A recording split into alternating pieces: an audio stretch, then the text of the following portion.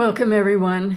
It's wonderful to continue practicing together with a focus on the loving kindness practice, in our tradition, the doorway to bodhicitta, or the vast heart mind, and to take it slowly and with the warm guidance of Venerable Pema Chodron, using her book, Go to the Places That Scare You, as a trustworthy reference. And I have to say, as I was preparing for this morning, I was looking at a chapter that I'd reviewed many, many times, and I was just thinking, it's like often I experience Venerable Pema as like the voice of an older Dharma sister, really kind, loving voice, giving clear-cut advice, not always the easiest advice to take, but very clear with the warmth of bodhicitta coming through her words. So first, I'd like to review where we are. We're working with the traditional Drikung Kagyu loving kindness practice that comes from Lord Jigme Sungön, and poignantly, the practice that was pivotal in his final opening to full realization or enlightenment.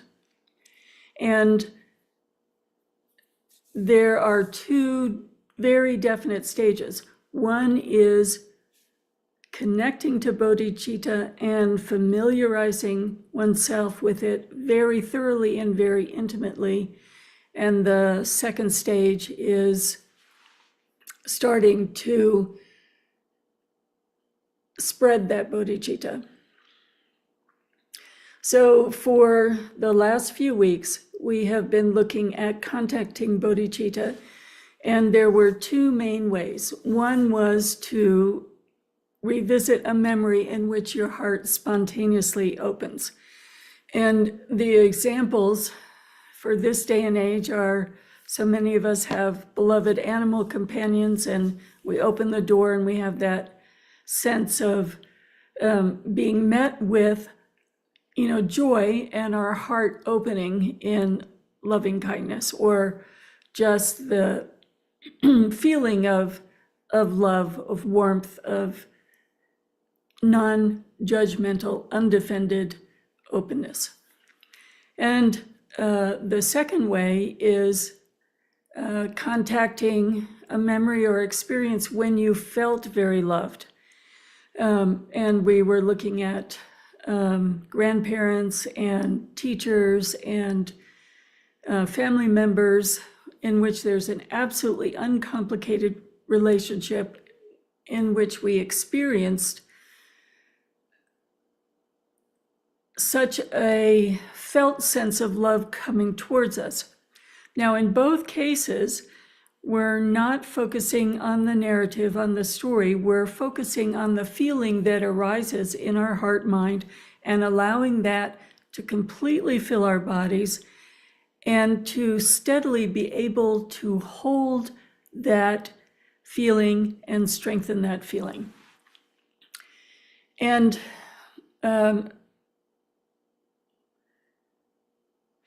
we were last week checking in on that using a technique of body scan in which we looked at gradually all the parts of our bodies to see, all right, we may think we're having an open, undefended, loving experience, but what actually is our physical experience, and what is our body telling us in terms of let's say, revealing honesty, where we are totally open, undefended, receptive, filled with love, and where are we carrying tension, almost going cell by cell. The example that we were working with is one that I think Venerable Pema opens her book or the first chapter with, in the sense that when we are looking at loving kindness, as we are becoming intimate with it, at some point there's a sense of a spring opening naturally and just bubbling up. So we're moving from using a memory or an experience, it could even be the experience of the sun in nature, to allow the intimacy with the feeling, and then our heart-mind remembers an aspect of who we truly are, that there is an innate bodhicitta that's not dependent on a memory, on concepts, on an experience of this life. It is innate. So it's there without us having to do anything at all. And then the important part of that is when we are, let's say, getting a well on our property, we know we have to dig for the well. So this moving from the memory generated conceptual bodhicitta to, it's still relative bodhicitta, but it's not dependent on a memory, this innate bodhicitta starting to appear, is the result of moving through obstacles, or moving through stone, or moving through hard earth. So when we are, let's say, checking in, going cell by cell, and we can feel a tightening in different areas of our body where we're carrying defendedness, then we know, oh, okay, this is just part of the process, and we want to see the defenses that we are holding, and we want to soften and relax them. So we're not setting up an expectation that we would experience the spring in a certain amount of time with a certain amount of effort or difficulty. We're just saying we're trusting that it's innate because this is the Dharma. So for right now, we're trusting that till it becomes our experience. And we're working with filling our heart-mind. So the instruction that bodhicitta is innate is really critical because it's a reference to our Buddha nature. And it's also a very clear guideline to help us be unconfused about meditation and why we're meditating. So Pema, is really quite clear looking at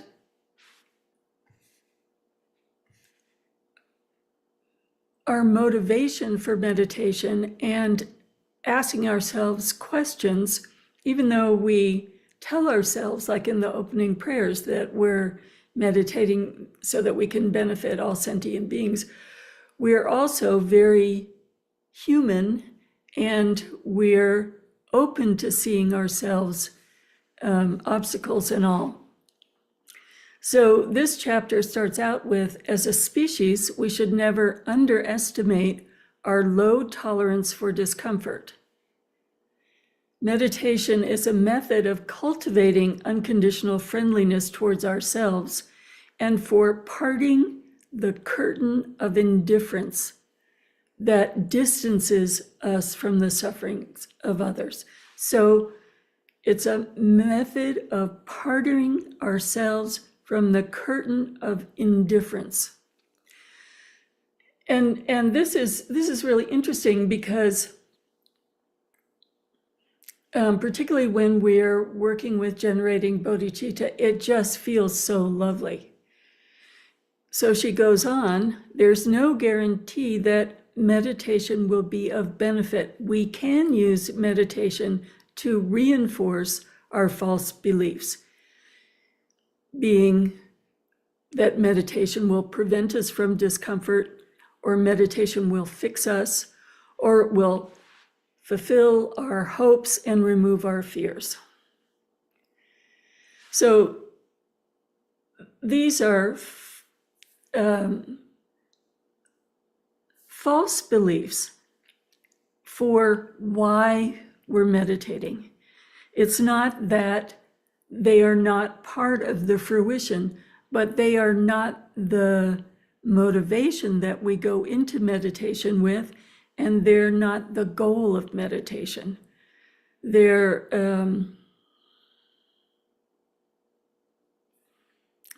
lovely benefits that arise along the way, but if we think that's the objective, then not only we're missing the point, but we're increasing our ignorance. So for instance, many people love loving kindness meditation and have this underlying hope that it will fix us. If I really do this, I'll become really nicer, much better person. I'll be I'll be different than the ornery person I am. So her very clear guidance is, let's look at what happens if we have a sense of it will fix us, as opposed to it will tap into an innate spring that will arise naturally and will move from just a little bubble of water into a reservoir. If we think it's going to fix us, we are in some ways denigrating ourselves and in some ways being aggressive towards ourselves, that there's something to fix, something shameful, something not right. The view that we're holding is that this vast bodhicitta is innate, and we're slowly moving away the boulders, the sand, the rocks, trusting and knowing that innately we are this vast reservoir of bodhicitta.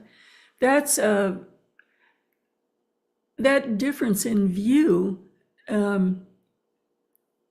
changes everything. It changes how we approach our mind and how brave and courageous we can be to see not only each boulder, but each grain of sand that's blocking the flow of bodhicitta. And her quote, meditation takes us just as we are, with our confusion and our sanity. This complete acceptance of ourselves as we are is called Maitri, a simple, direct relationship with the way we are. Trying to fix ourselves is not helpful. It implies struggle and self-denigration. Denigrating ourselves is probably the major way that we cover over bodhicitta. It is only when we relate with ourselves without moralizing, without harshness, without deception, that we can let go of harmful patterns. Without Maitri, renunciation of old habits becomes abusive. And we could take that even further. Without Maitri, or this simple, direct, complete acceptance and friendship, meditation is just a tug of war, a struggle.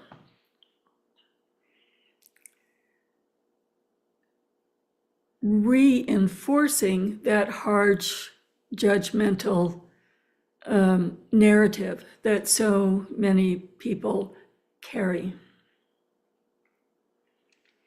So I'd like to start today, having listened to Pema's, lovely, warm, older sister voice saying, well, let's really look at why we're meditating, what we think we're doing when we're meditating. Are we turning this wonderful meditation to grasping towards a good feeling or trying to fix ourselves? Or are we, from beginning to end, trusting in our Buddha nature, our innate flow of bodhicitta, And with curiosity, looking at how do we change this little bubbling up of a spring into a vast reservoir. So I invite you to start with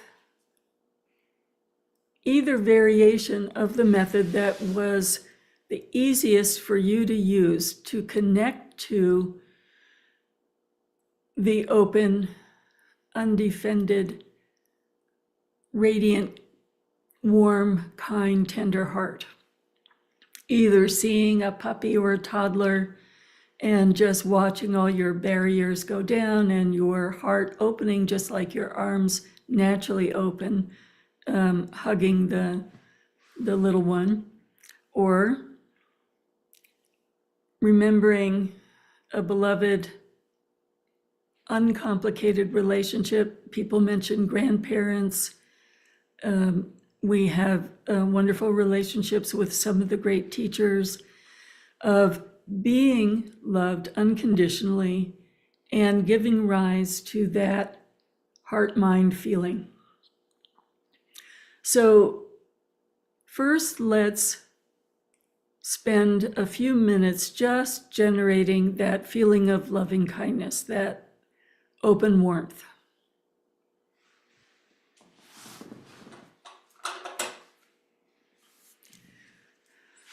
And we'll go through several stages this morning. So again, it's not the narrative, it's the feeling, and then it's remaining with the feeling, and then strengthening the feeling.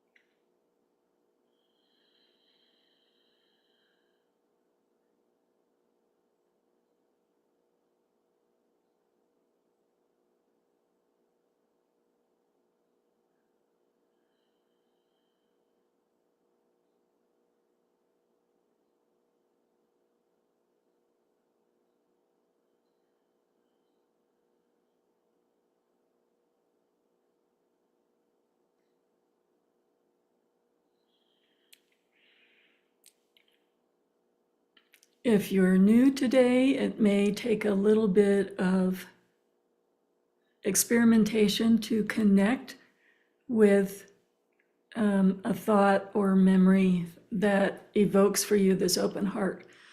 But if you've been practicing with us for a while, now it becomes, in essence, the shamatha aspect of this particular practice technique. So sticking with one example, and then once the feeling is generated, sticking with the feeling, noticing restlessness, noticing distraction, but coming back to that feeling and strengthening it.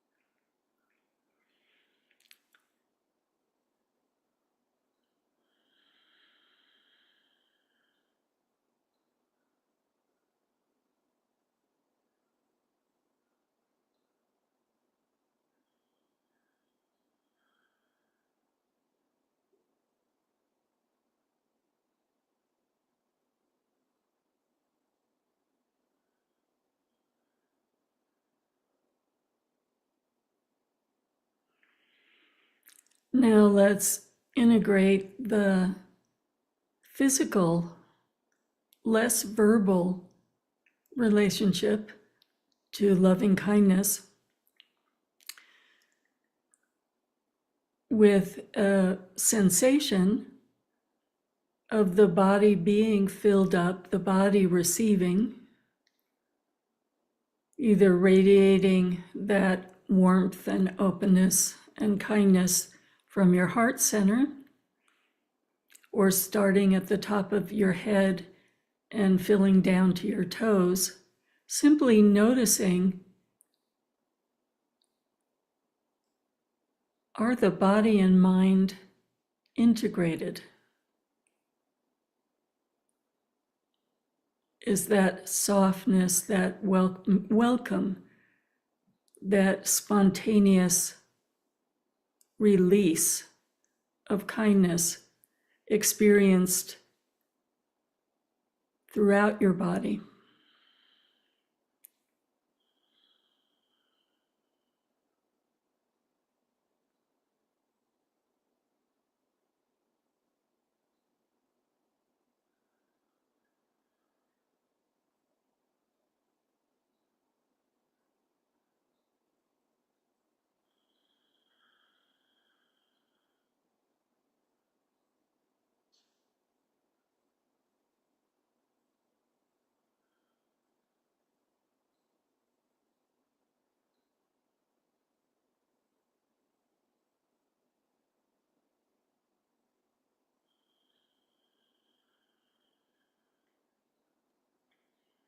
So just notice where your body is holding back, not feeling open, soft, tender, and relaxed. It may be very different each meditation session, which part of your body is holding tension. So just with absolute unbiased curiosity, no expectations.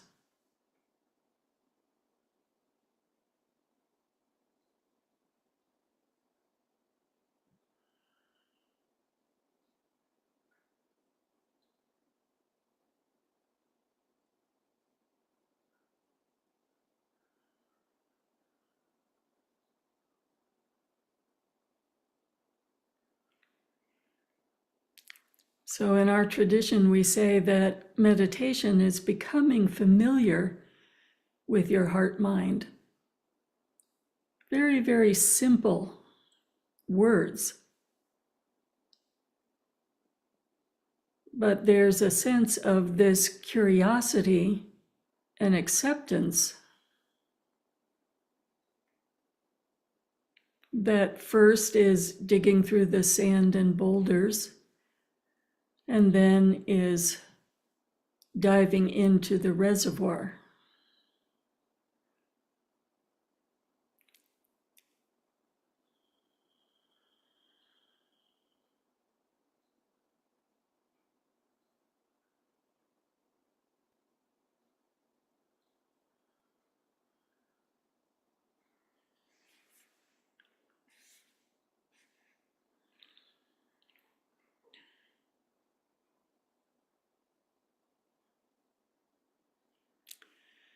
The first quality of this unconditional friendship that Venerable Pema is discussing, she names as steadfastness. We develop a loyalty to our experiences. We don't run screaming out of the room. Instead, we acknowledge that impulse as thinking without labeling it right or wrong. So here we are,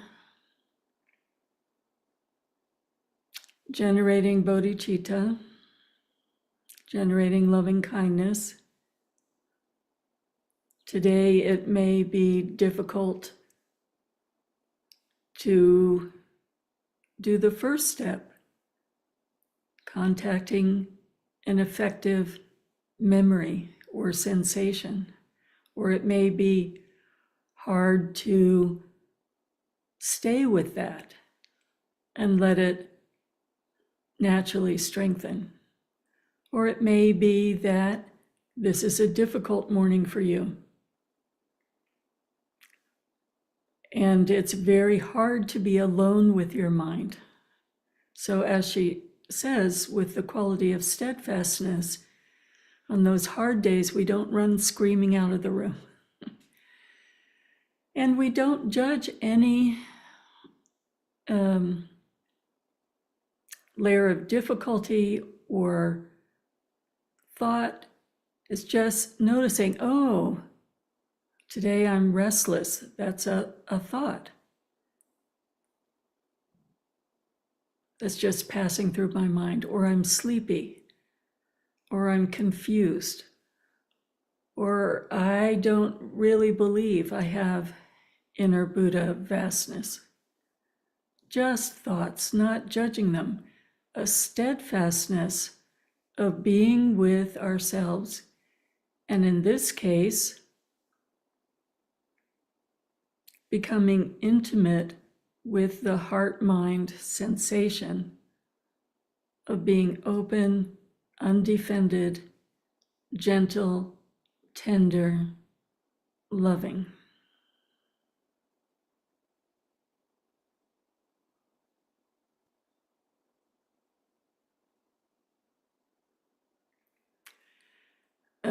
Venerable Pema goes on, meditation isn't about getting it right or attaining some ideal some ideal state. It's about trying. It's about being able to stay present with ourselves. It becomes increasingly clear that we won't be free of self-destructive patterns until we develop a compassionate understanding of what they are.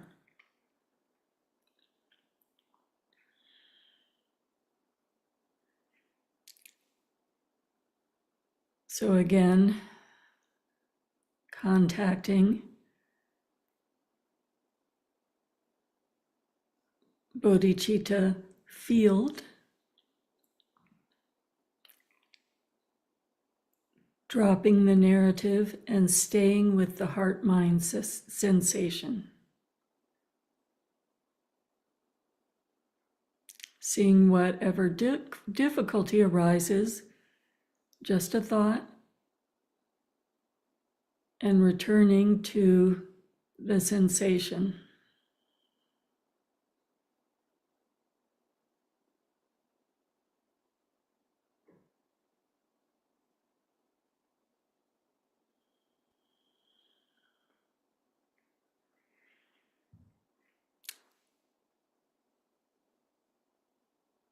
Now, it may be that you are feeling deeply in touch and feeling steady. And it may be that you're still building intimacy with this heart-mind felt sensation.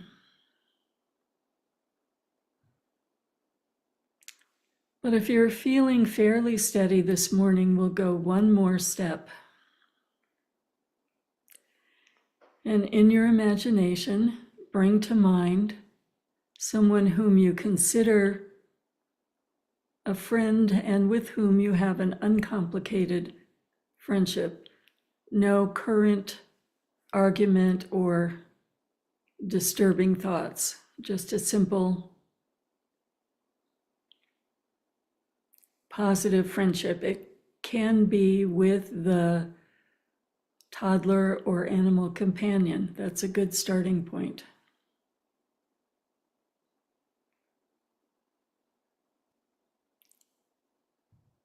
And allowing this undefended,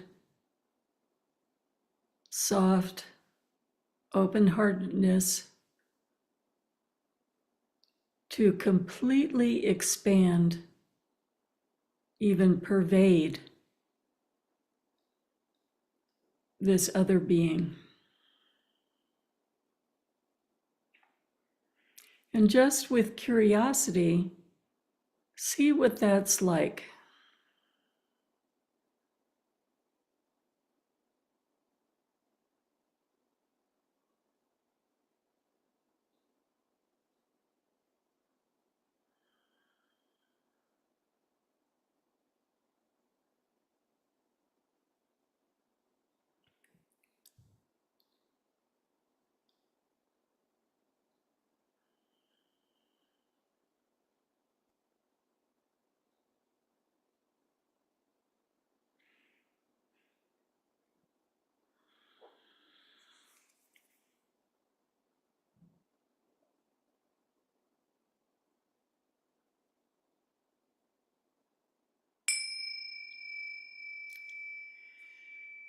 in Maine, if we go to the tidal pools, there are these little sea animals.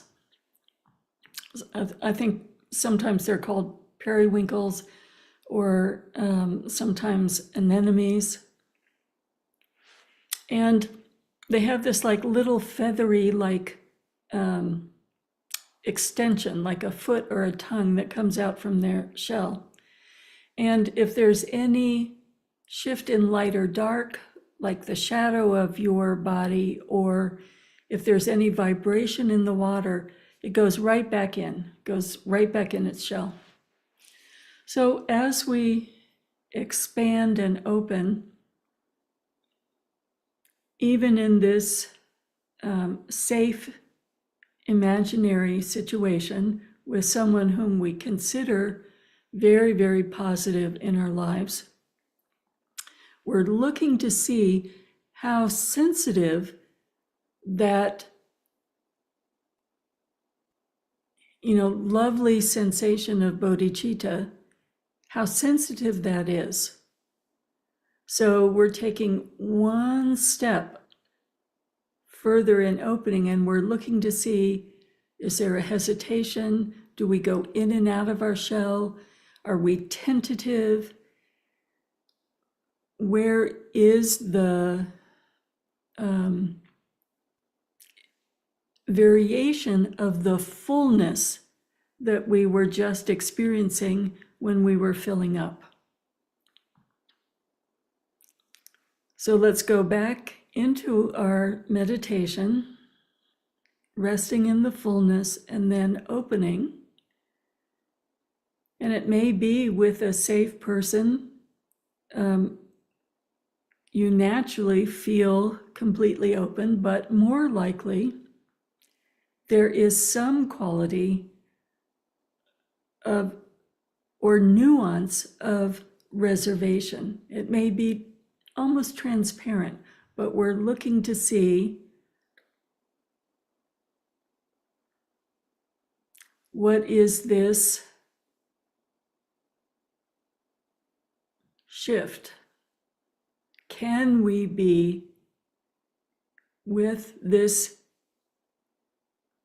uncomplicated person as rich and full as when we're filling ourselves? So let's go right back into meditation.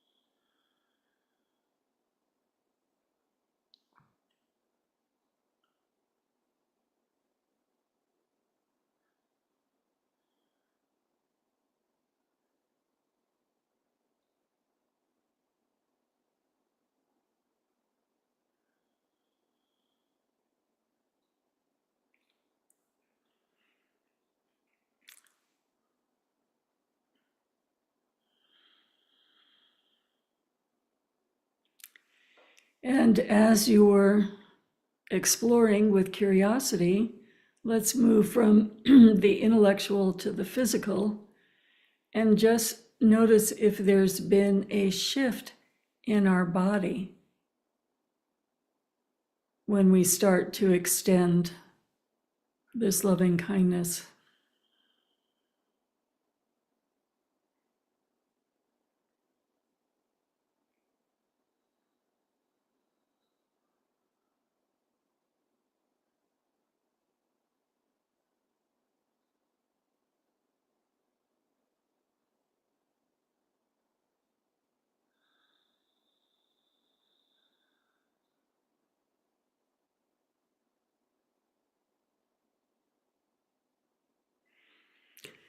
Now, His Holiness Lord Jigten Sumgun gives us two other insights. He says, when you're doing this meditation, sit in the posture of the Buddha with one hand on your lap facing up, your left hand, and your right hand on your knee in the touching the earth mudra, and smile. And as you were imagining the bodhicitta starting to radiate, whenever it's in any way less strong, then begin again.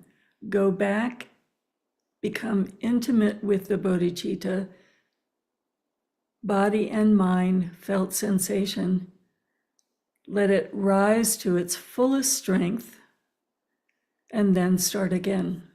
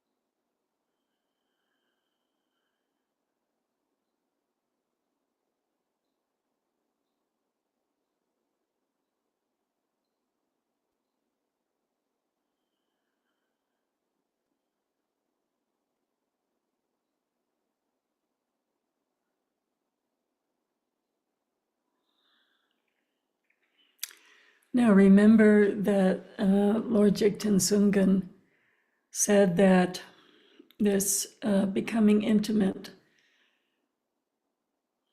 you might want to do a 2-week retreat just on that part. So we've already started looking at what happens with allowing a flow out. So if you want to spend more time on the building, that's wonderful. And you can also see how the calm abiding meditation and experience is feeding right into this meditation. We have to be able to stay with that heart-mind sensation and then stay in that border ground as it starts to flow out, to see the shifting quality. Is it fully open? Is it mostly open? Is there immediately a wall coming up or even a screen coming up? Even with what I've described as a very uncomplicated, friendly relationship. So all these things over time become more nuanced. And we can see that often we may think we're being very open, but when we look at the physical sensations of our body, it's like there's a physical armor that's arisen that wasn't there before. So there are lots of moving pieces, even though the instructions in general are fairly simple. And again, that's what gives you more and more insight into your inner world, which at its own rate of speed opens up to this vast, loving reservoir.